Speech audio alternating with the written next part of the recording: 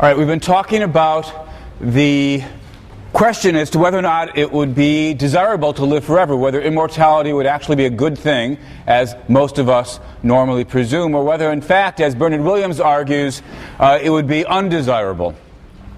And the question we turned to was, just let your imagination run free. Instead of asking what would it be like to continue living along the kind of trajectory that humans have in the real world, where you just get sicker and more frail and incapacitated, ask yourself not whether immortality of that sort would be valuable, but is it even so much as possible to describe a life that you'd want to live forever? That's the question I left you with last time.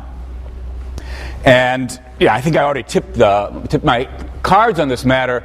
I'm inclined to agree with Williams. I think that no matter how we try to fill in the blank, it's a very long blank. The crucial point here, of course, is that immortality means not just living a very long time or even an extraordinarily long time, but literally living forever. I think it's very difficult, indeed, I think it's impossible to think of anything you'd want to do forever.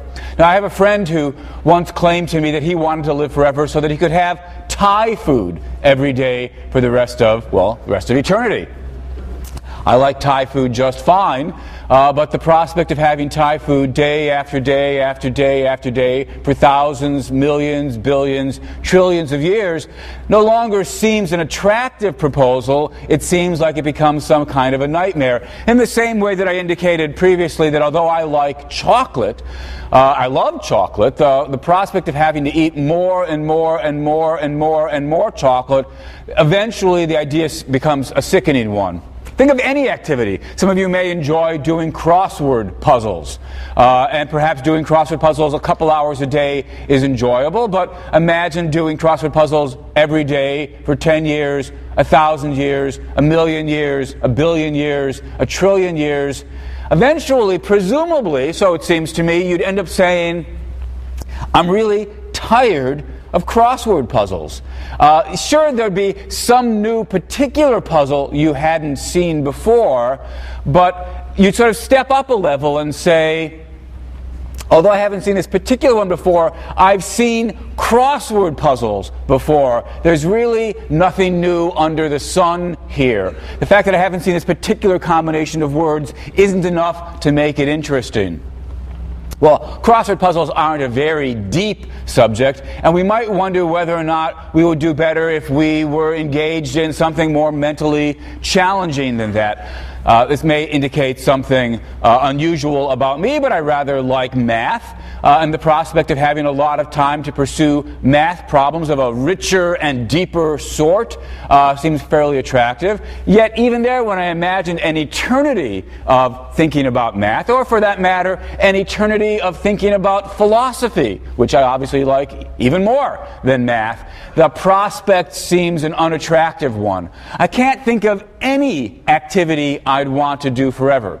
Now, of course, that's a bit of a cheat, because the claim isn't to spend eternity doing math problems and nothing but math problems. I mean, right now, with our 50, 80, 100 years, we don't fill our day doing only one kind of activity. We fill our day with a mixture of activities. But it doesn't really help having Thai food for dinner and Chinese for lunch, or perhaps Chinese on Monday, Wednesdays, and Fridays, and Thai on Saturdays and Sundays, and spending 2 hours in the afternoon doing math and 3 hours in the morning doing philosophy. That sounds like a pretty pleasant life. But again, if you think of the possibility of doing that for all eternity and never getting away from it, never being free from it, the positive dream of immortality, I think, becomes a nightmare. Well, again, maybe I'm not just being creative enough in my imagination.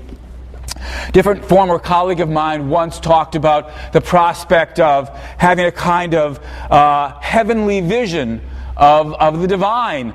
Maybe that would be desirable forever. And she described it as, think of what it's like to have a really great conversation with a friend that you wish would never end.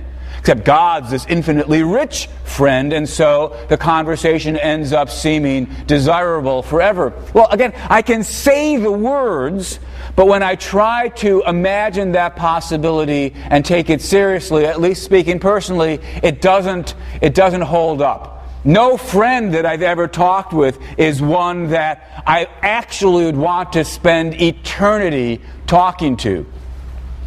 And it's, of course, possible to say, well, just imagine a friend that you would want to talk through all eternity to. But the whole point is, I can't imagine what that would be like. When I do my best to imagine some kind of existence that would be desirable or attractive forever, it just doesn't work. It becomes a nightmare.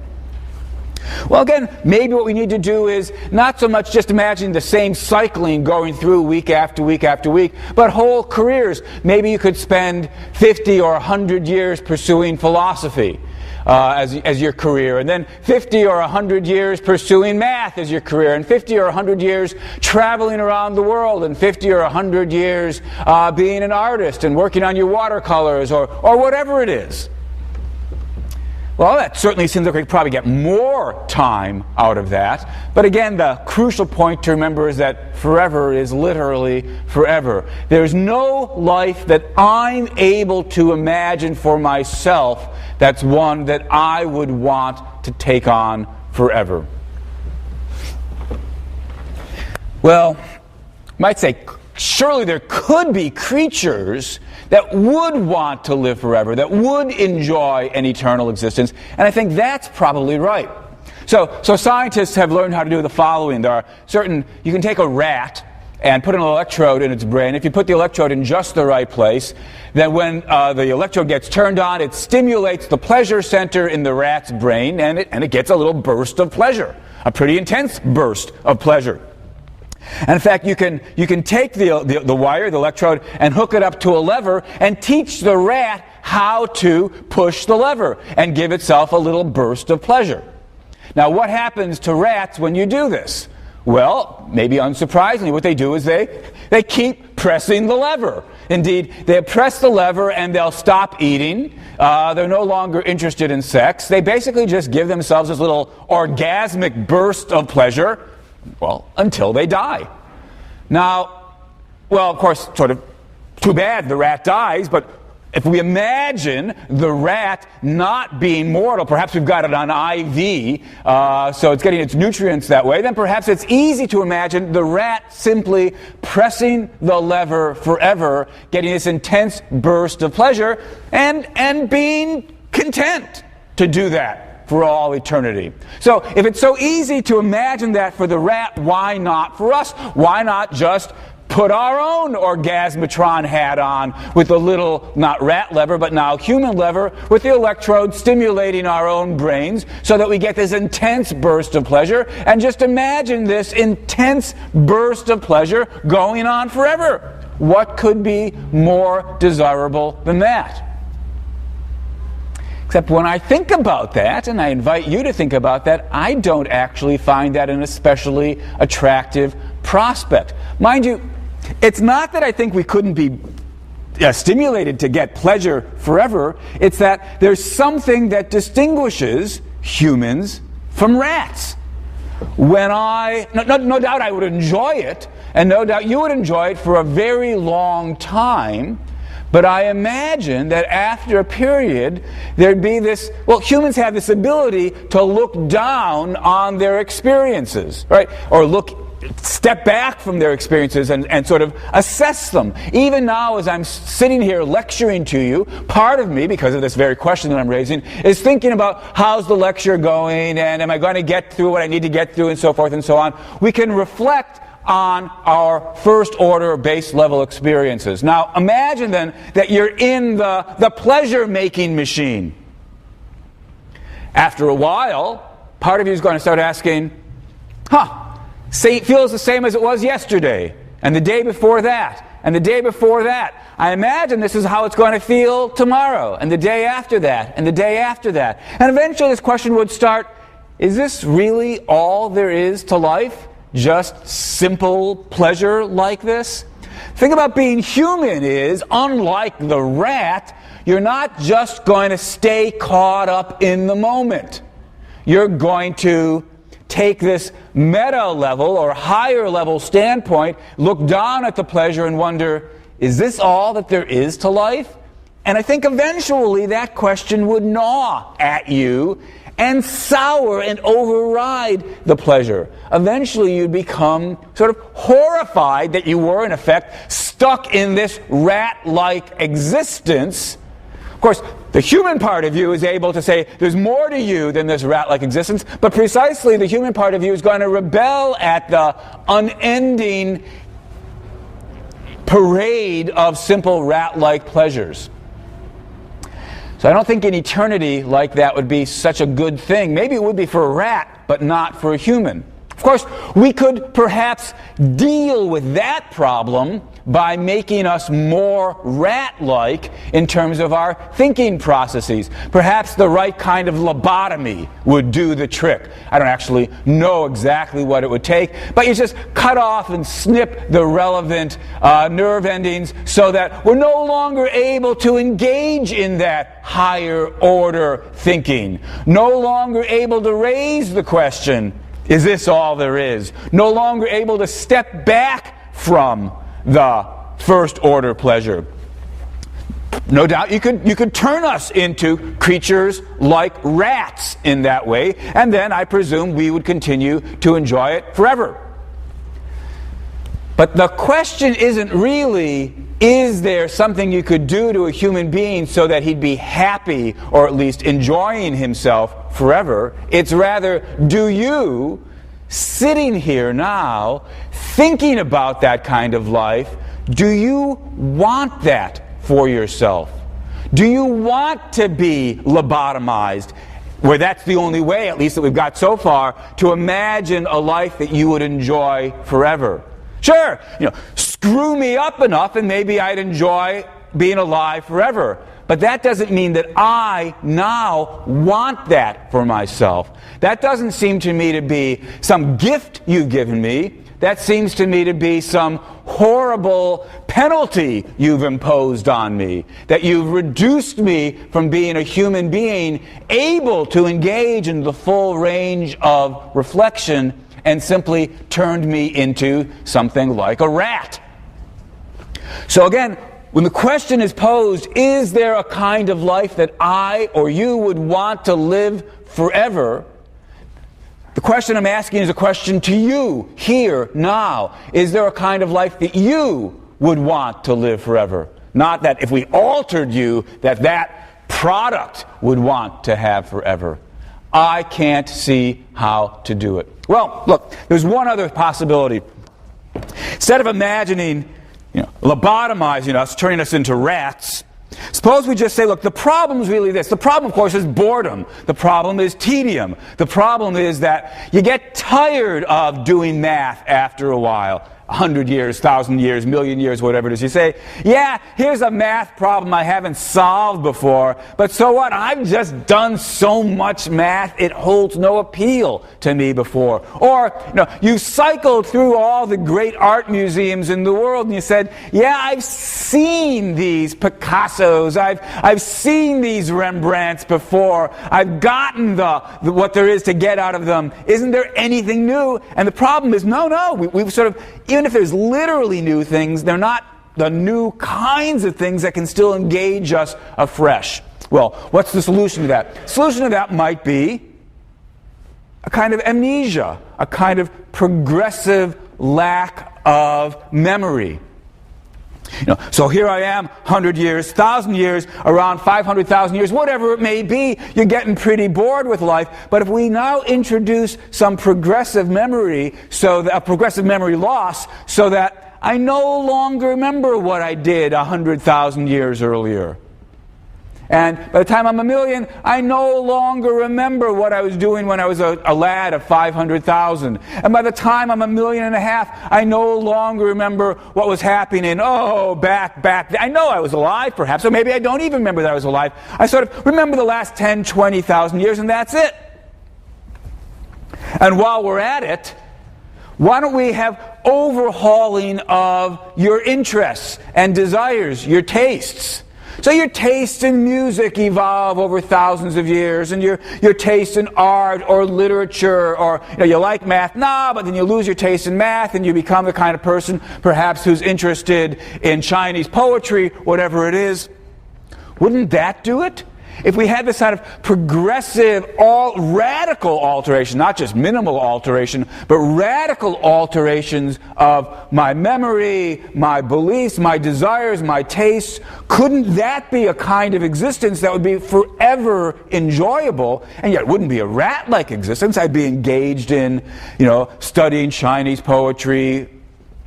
I'd be engaged in doing math. I'd be engaged in studying astronomy, what have you. That's far better than the rat's existence. And yet at no point do I become bored, because roughly I'm so different from period to period to period. Well, I think actually you probably could tell a story where that was true, especially if we throw in enough doses of memory loss. But this case should remind you of something, because this case is one that we've actually discussed before under the label of Methuselah. Methuselah, remember when we were talking about personal identity, we imagined somebody much shorter lived at that time. I think it was several hundred years, 100 years old, 200 years old, 300 years old, 600, 700, 800, 900 years old. By the time Methuselah was 900 years old, he no longer remembered anything about his childhood. And what I found when I thought about the Methuselah case was, even though it was me at age 800, the same person as the one who's standing here in front of you now, it didn't really matter. I said, so what? When I thought about what I wanted in survival, it wasn't enough that there be somebody in the distant future that be me. That wasn't good enough. It had to be somebody with a similar enough personality. You tell me, there's going to be somebody alive, it'll be you, but it'll be completely unlike you. Different tastes, no memories of having taught philosophy and so forth. I say, that's all rather interesting from a metaphysical point of view, but speaking personally, I don't really care. It's of no interest to me to survive, and merely saying the mantra, but it's me, doesn't make it more desirable to me. What I want isn't merely for somebody to be me, I want them to be sufficiently like me. And the problem with the Methuselah case was, you go far enough out, it's no longer sufficiently like me, so I don't really care that there'll be somebody out there who's still me, if they're so unlike me now. But that's, after all, what we just described in imagining the cycling with the memory loss. Yeah, there'll be somebody around 100,000 years from now, 500,000 years from now, and maybe they'll be me. I don't care. It doesn't give me what I want when I want to survive. So perhaps we should put the point in the form of a dilemma. Could immortality be something worth having forever? Well, on the one hand, if we make it be me and similar to me, boredom's going to set in. Only way to avoid that is to lobotomize me, and that's not desirable. If we solve the problem of boredom setting in with progressive memory loss and radical personality changes, maybe boredom won't set in, but it's not anything that I especially want for myself. It just doesn't matter to me that it's me any more than it would matter to me if they just tell me, there'll be somebody else around there who'll like Chinese poetry. So is there a way of living forever that's attractive to me? I can't think of what it would look like. And so I agree with Bernard Williams when he says immortality wouldn't be desirable, it would actually be a nightmare, something you would long to free yourself from. Now, having said that, of course, that doesn't in any way mean that it's a good thing that we die when we do, at 50 or 80 or 100. From the fact that, after 100,000 years or 1,000,000 years or whatever it is, eventually life would grow tiresome, that hardly shows that life has grown tiresome after 50 years or 80 years or 100. I don't believe I'll come close to scratching the surface of what I would enjoy doing by the time I've died, and I imagine the same thing's true for you. So perhaps the best form of life would be not immortality. I think that would be not particularly desirable. And not what we've got now, where you live after a mere drop of 50 or 80 or 100 years, but rather the best thing, I suppose, would be to be able to live as long as you wanted. This is the sort of thing that Julian Barnes basically imagines in the chapter, The Dream, that I had you take a look at. Barnes sort of envisions heaven as a situation in which you can stick around doing what you want to do for as long as you want to do it. But Barnes says, eventually you'll have had enough. And once you've had enough, you can put an end to it. Still, the fact that we can put an end to it, that's the point we've already been flagging, that immortality would not be so good. But the new thought here is, what would be good would be being able to live until you were satisfied, until you'd gotten what goods there were to get out of life.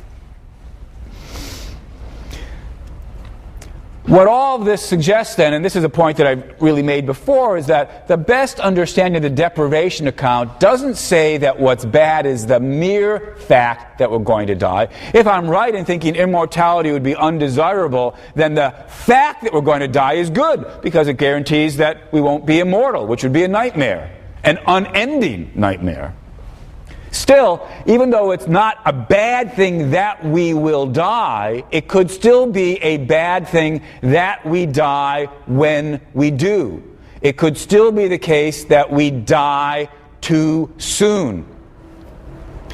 According to the deprivation account, death is bad when it's bad because of the fact that it deprives us of the good things in life, insofar as you would have continued to get good things in life. But if life would no longer have anything good to offer you, if what you then would have had would have been something negative instead of something positive, then at that point dying wouldn't actually be a bad thing, it would be a good thing. Death is bad insofar as it deprives you of a chunk of life that would have been good. Insofar as it deprives you of a future that would have been bad, then death's not actually bad, it's actually good. Now, in stating this view this way, I'm obviously presupposing that we can make these kinds of, at least overall judgments in terms of the quality of your life, how well off you are. Is life giving you good things, or is life giving you bad things? Is it worth continuing to live, or is it not worth continuing to live? So I want to turn to that topic and spend, probably the better part of a lecture or so, the rest of today and some of next time, talking about the question of, well, what is it for a life to go well? How do we assess what makes, a life a good life versus a bad life? I don't mean morally good life. I mean good for the person whose life it is. A life that sort of you think, I'm benefiting from having this life. What are the ingredients or constituents or elements of a good life versus a bad life? And of course, since it's not just black and white, good life or bad life, but various shades of gray, better lives and worse lives, what's the yardstick by virtue of which we measure better and worse lives? What goes into a good life? Now, in thinking about this question, the topic is the nature of well-being. And like all the other topics we've talked about in this class, it's a complicated subject about which one could spend a great deal of time. All we're going to do here is really just, once again, scratch the surface. But the very first point that needs to be made, I think, is this. If you start listing all the things worth having in life, it might seem as though you couldn't possibly come to any general organizing principles. I mean, think about it. What's worth having? Well, jobs are worth having, money's worth having, sex is worth having, chocolate's worth having, ice cream's worth having, air conditioners are worth having. What are some of the things worth avoiding? Well, being blind is worth avoiding, being mugged is worth avoiding, diarrhea is worth avoiding, pain's worth avoiding, getting unemployed is worth avoiding, war is worth avoiding. What kind of systematicity can we possibly bring to all of this? Well, the crucial, I think, first distinction is this. We need to separate between those things that are good because of what they lead to, that is, more strictly, only because of what they lead to, and those things that are valuable for their own sake or in their own right. I mean, take something like a job. Job's worth having. Why is a job worth having? Well, job's worth having because, well, among other things, it gives you money. All right, money's worth having. All right. Why is money worth having? Well, money's worth having because, among other things, you can buy ice cream with it. All right. Why is ice cream worth having? Well, ice cream's worth having because when I eat ice cream, it gives me this pleasurable sensation. All right. Why is the pleasurable sensation worth having? At this point, we get a different kind of answer. At this point, we say something like, pleasure is worth having for its own sake. The other things were valuable as a means, ultimately, to pleasure, but pleasure was worth having for its own sake. The things that are valuable as a means, we can say, are instrumentally valuable. The things that are worth having for their own sake, philosophers call intrinsically valuable. And we look back at that long, open-ended list of things that were good or bad, we'll find that most of the things on that list are instrumentally good. They're good because of what they lead to. Or, for that matter, instrumentally bad. Why is, disease bad? Well, among other things, it means perhaps that, you can't enjoy yourself. So it deprives you of pleasure. Or perhaps it means because you're sick, you can't hold your job down. You can't hold your job down, you can't get the money, so forth and so on. Ultimately, most of the negative things on that list were instrumentally bad. Most of the good things on that list were instrumentally good. If we want to get any place on the question about the nature of the good life, what we need to focus on is not the instrumental goods and bads, but rather the intrinsic goods and bads. You've got to ask yourself, what's worth having for its own sake? What's worth having in and of itself? Well, one natural suggestion is that pleasure is worth having for its own sake, and pain is probably worth avoiding for its own sake. So pain's probably intrinsically bad, pleasure is intrinsically good. Notice, by the by, that logically speaking, there's nothing that stops the very same thing from being both. And actually, you can get other weird combinations. You go to the dentist, and he pokes you and says, does this hurt, does that hurt, in order to try to figure out where there's gum disease, and the pain that he causes is intrinsically bad.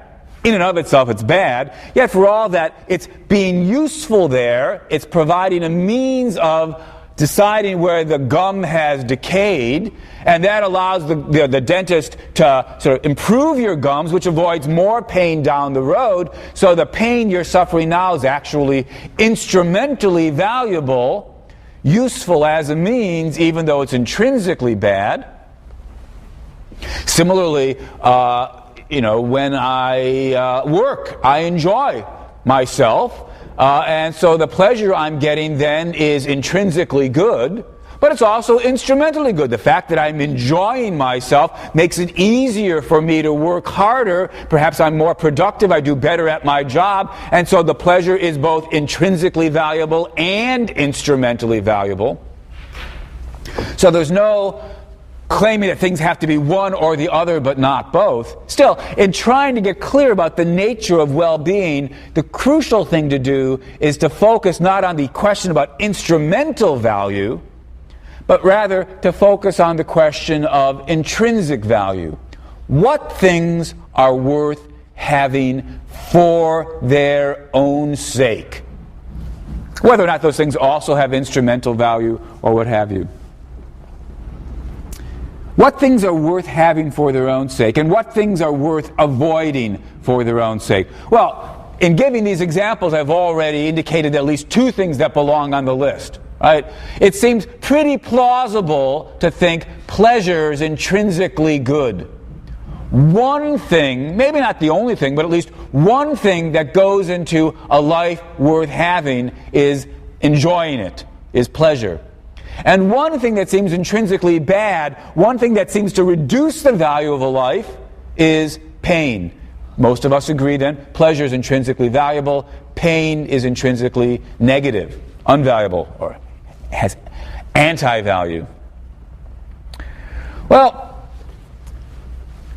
suppose we make for the moment the bold conjecture, the philosophical claim that not only is pleasure and the absence of pain, not only is pleasure one good thing and pain one bad thing, suppose that's the entire list.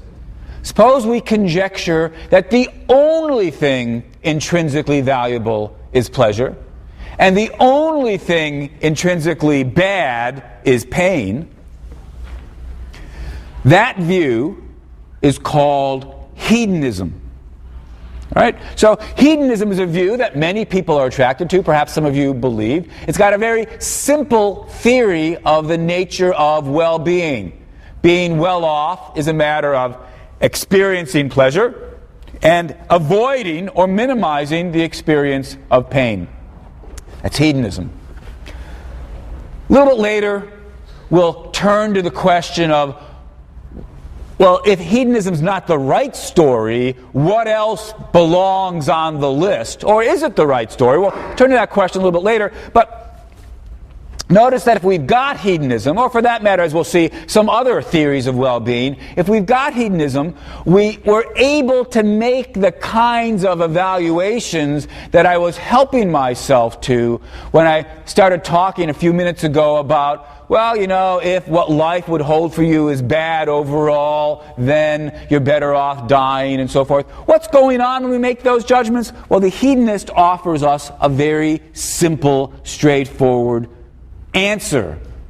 In deciding whether what life holds for you is worth having, better than nothing, you, roughly speaking, add up all the good times and subtract all the bad times and see whether the net balance is positive or negative.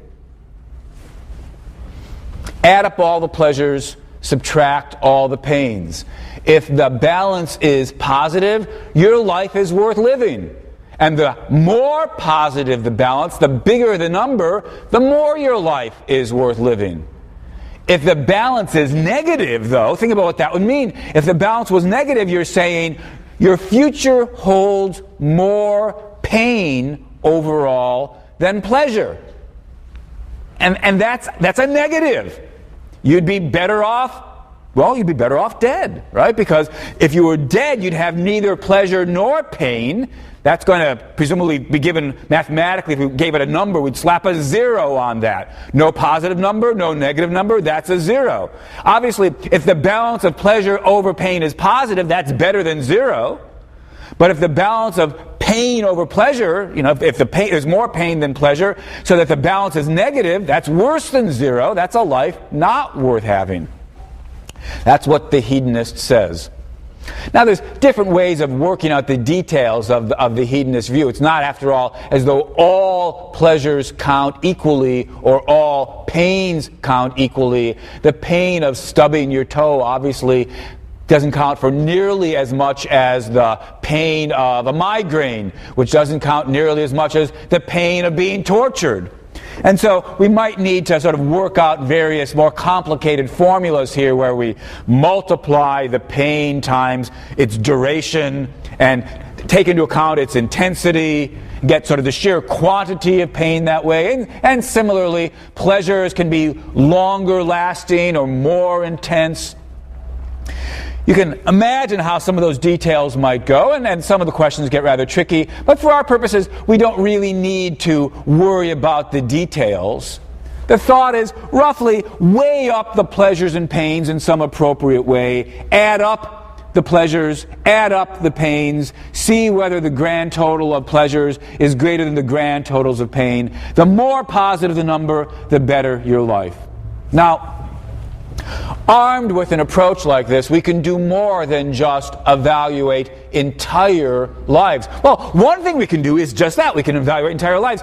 There you are at the pearly gates, and you look back on your life, and you could, in principle, add up all the pleasures, add up all the pains, subtract the pains from the pleasures, and ask yourself, how good a life did I have?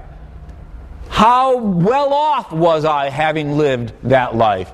And perhaps then you could imagine alternative lives.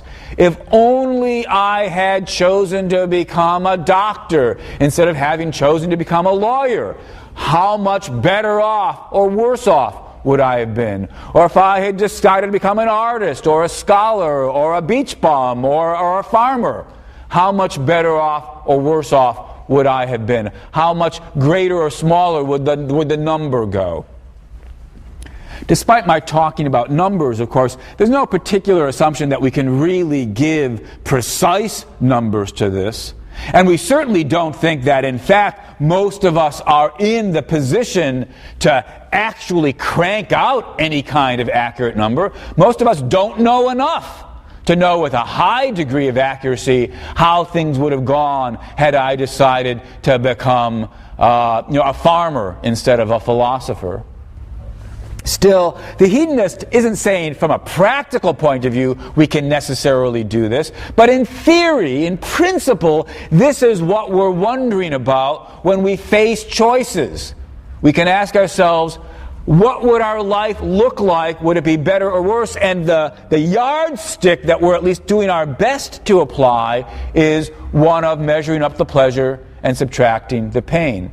And of course, the hedonist will also hasten to point out that just because we can't do this perfectly or infallibly, that doesn't mean we can't make educated guesses. Right? You're trying to decide, should you go to Yale for college, or should you go to Ohio State or Harvard or wherever else you got into? And you ask yourself, you sort of try to project your future, and you ask, where do I think I'd be better off? Which of these branches that are available to me, sort of the branches of my life story, which is the one in which the future from here on out holds more pleasure and holds less pain?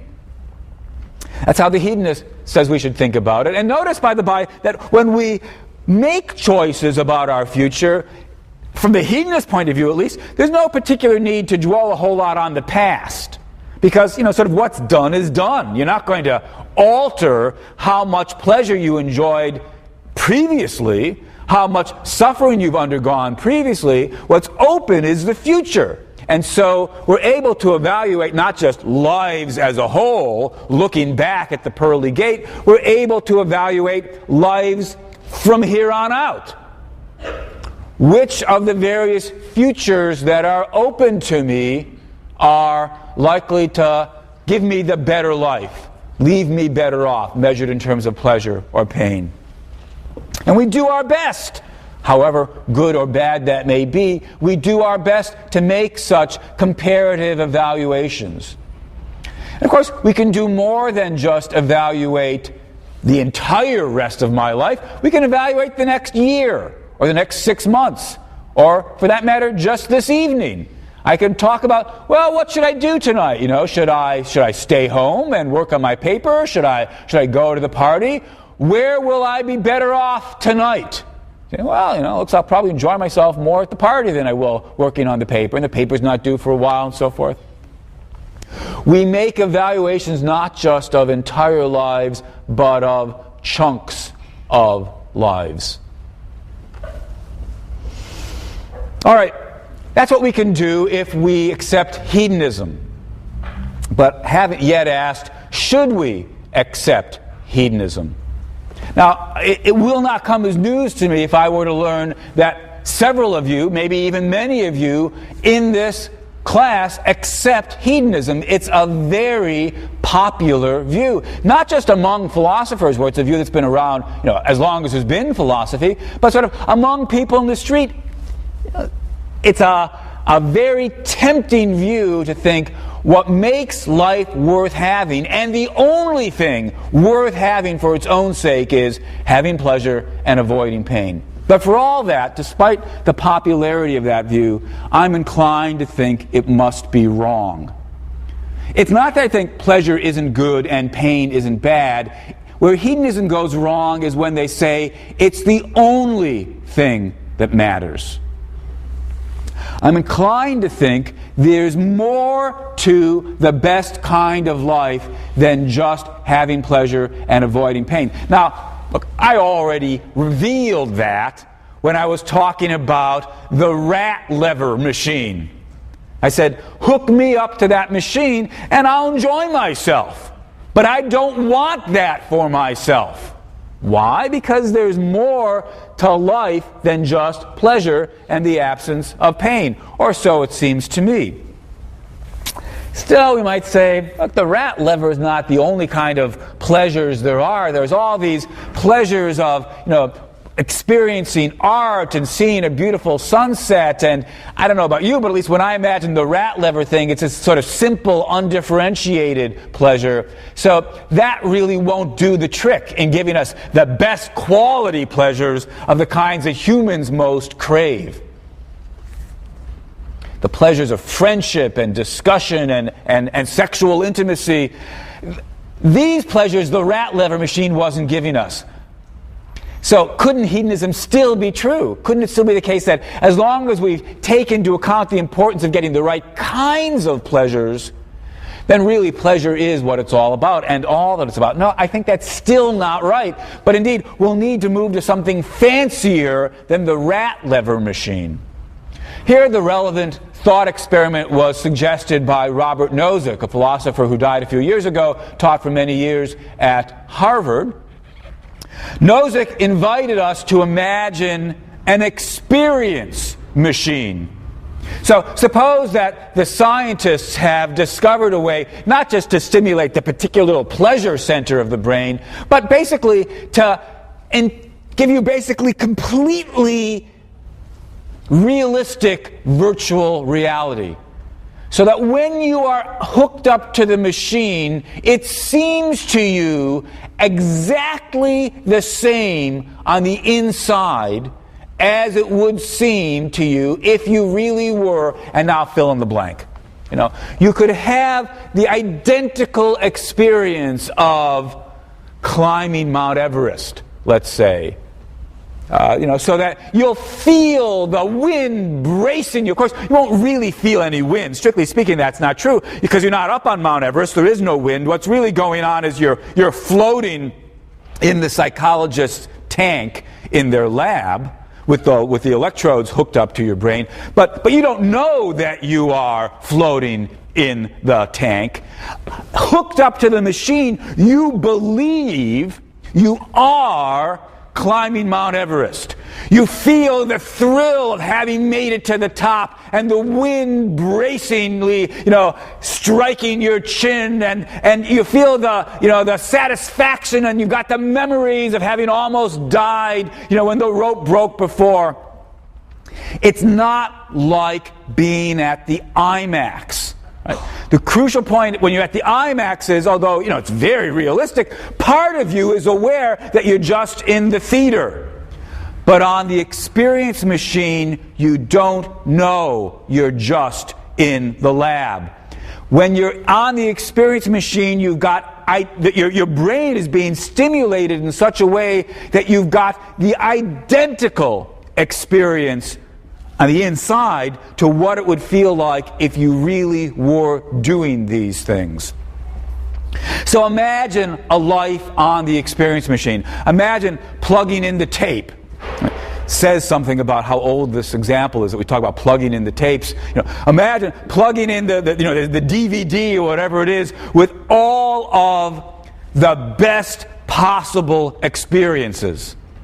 Whatever you think those are. Here, we might imagine different people disagreeing about, throw in something. But, if what you want to do is write the great American novel, then you got the experience of staying up late at night, not knowing how to make the plot work out, crushing pieces of paper and throwing them away.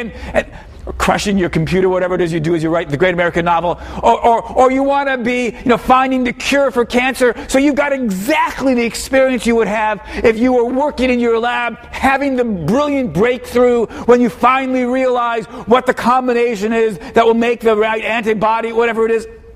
Or, if you want to be, observing all the most beautiful sunsets or the most exotic locales, you've got exactly the experience you would have if you were doing all these things. That's life on the experience machine. You're not doing any of it. You're floating in the lab, but the experiences are identical. Now, ask yourself then, would you want to spend your life hooked up to the experience machine?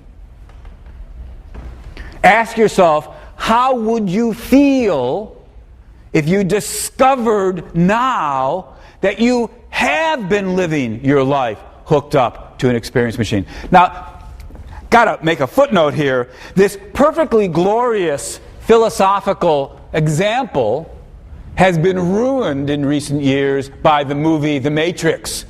Because whenever I tell this story now, people start saying, oh, well, the evil machines are busy using your body as a battery or whatever it was in the movie, right? And what if people are just nefariously feasting on my liver, while I'm having these little experiments?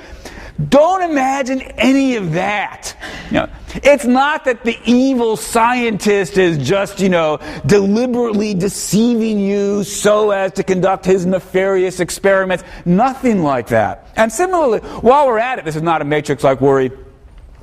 If you're worried about, but what's happening to world poverty while I'm doing all this? Just imagine that everybody's hooked up to experience machines, but everybody's got the best possible tapes. Now you ask yourself, what I'm asking you to ask yourself is, would you want to spend your life hooked up to the experience machine? Not talking about, wouldn't it be interesting to try it out for a week or a month or even a year? And indeed, the question, strictly speaking, isn't even, would life on the experience machine be better than it is now? Although it would make me very, very sad to discover this, I suppose it's possible some of you have such bad lives that moving on to the experience machine would be a step up. That's not the question. The question is, does life on the experience machine give you everything worth having in life? Everything worth having in life. Is it the best possible form of human existence? According to the hedonists, the answer's got to be, it has to be, yes, life on the experience machine is perfect, as long as you've got the right tape plugged in, so you've got the best possible balance of wonderful pleasures and wonderful, fantastic experiences, since that's all there is to human well-being. By hypothesis, the machine is giving us that. There couldn't possibly be anything more. There couldn't possibly be anything missing. But when I think about the question, would I want to spend my life hooked up to an experience machine, the answer is no. And I imagine that for most of you, when you ask yourself, would you want your entire life to be spent hooked up to the experience machine? Your answer is no. But if the answer is no, then that means hedonism's got to be wrong. If life on the experience machine is not everything, then there's more to the best possible life than getting the insides right. The experience machine gets the pleasures right, gets the experiences right, gets the mental states right, it gets the insides right. But if life on the experience machine isn't all that's worth wanting out of life, then there's more to the best possible life than getting the insides right. What we've got to turn to next time then is the question, what else might it be? Okay.